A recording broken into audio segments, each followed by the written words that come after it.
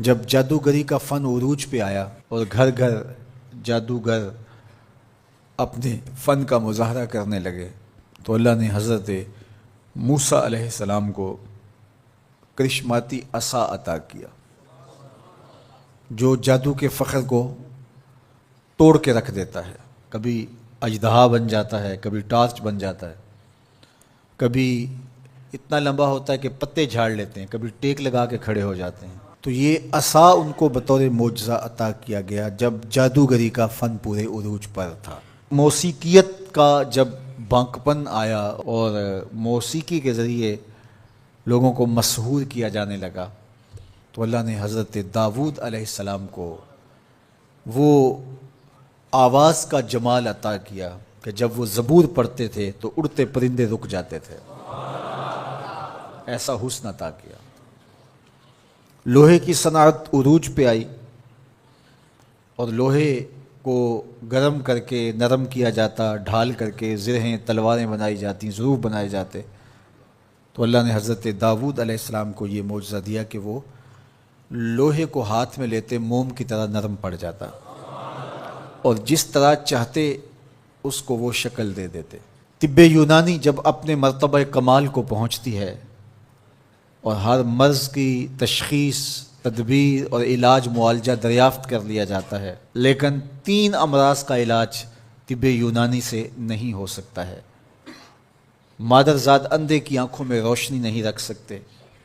کوڑی کے جسم کو شفا نہیں دے سکتے، تیسرا ان کے پاس موت کا علاج نہیں ہے۔ تو طب یونانی کے عروج کے زمانے میں حضرت عیسیٰ آتے ہیں تو ان تینوں مرضوں کا علاج لے کے آتے ہیں۔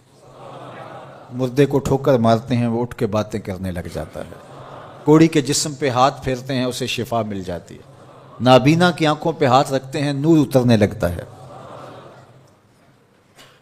مصر کے کوچہ و بازار میں جب حسن والوں کے حسن کے چراغ جلنے لگے اور ایک سے بڑھ کر ایک حسین دل لبھانے لگا، ان کی عشوہ ترازیاں نیندیں اچاٹ کرنے لگیں، تو اللہ نے حسن و جمال کے زمانے میں حضرت یوسف علیہ السلام کو معجزہ جمال دے کے بھیجا، اور جب ان کے جمال کا حسن کا چراغ روشن ہوا تو سارے دیے بجھ گئے، اور جنہیں ناز تھا اپنے حسن پہ وہ اپنی انگلیاں کاٹتے ہوئے دکھائی دیتے ہیں۔ تو ہر دور میں ایسا ہوا۔ آپ انبیاء کی تاریخ پڑھتے جائیں اور ان کے معجزات دیکھتے جائیں، اور اس دور کا عروج اور بانکپن آپ کو جو ملے گا، معجزہ اس کا توڑ آپ کو نظر آئے گا۔ جب میرے اور آپ کے آقا و مولا تشریف لائے تو زبان و بیان کا عروج تھا، قرآن دیا گیا۔ قرب قیامت میں انسانی ارتقاء اور مادی ترقی اور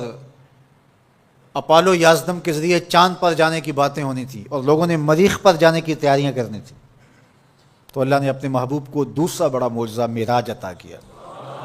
کہ دنیا الٹی چھلانگیں بھی لگاتی پھرے، وہاں کسی کا خیال بھی نہیں پہنچ سکتا جہاں محمد عربی کے قدم پہنچ گئے۔ میرے امام بولے خرد سے کہہ دو کہ سر جھکا لے، خرد سے کہہ دو کہ سر جھکا لے، گماں سے گزرے گزرنے والے، یہاں خود پڑے ہیں جہت کو لالے، کوئی کیا بتائے کدھر گئے تھے، سراغ عین و متا کہاں تھا، نشان کیف و الا کہاں تھا، نہ کوئی ساتھی نہ کوئی راہی، نہ سنگ منزل نہ مرحلے تھے، کمان امکان کے جھوٹے نقطوں تم اول آخر کے پھیر میں ہو، محیط کی چال سے پوچھو کدھر سے آئے کدھر گئے تھے، وہی ہے اول وہی ہے آخر، وہی ہے ظاہر وہی ہے باطن، اسی کے جلوے اسی کو ملنے اسی سے اس کی طرف گئے تھے، کمان حیرت میں سر جھکائے عجیب چکر میں دائرے تھے، ان کی عظمتوں کی کنہ تک کون پہنچے۔ یہاں تو جبریل بھی ہاتھ باندھ کے کھڑے ہیں۔ جب جبریل نے کہا کہ حضور آگے میں نہیں جا سکتا تو کہا وہی لانے والے اب آنا آگے، جو در دوستی مخلصم یافتی، جب دوستی میں تو نے مجھے مخلص پایا ہے تو پھر راستہ کیوں چھوڑ رہا ہے؟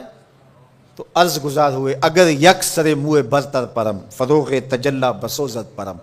لو دنو تو خط وطن لہ ترک تو، اس سے آگے میں بڑھ نہیں سکتا، اگر ایک قدم بھی آگے بڑھوں تو جل کے راکھ ہوتا ہوں۔ تو جہاں جبریل بھی پیچھے رہ گئے، ملائک بھی پیچھے رہ گئے، کوئی فلک تے رہ یار گیا، کوئی جا سدرہ تے ہار گیا، ایک کالیاں زلفاں والا سی جڑا عرش تو بھی لنگ پار گیا، کوئی حد ہے ان کے عروج کی بلغل اولاب کمالے۔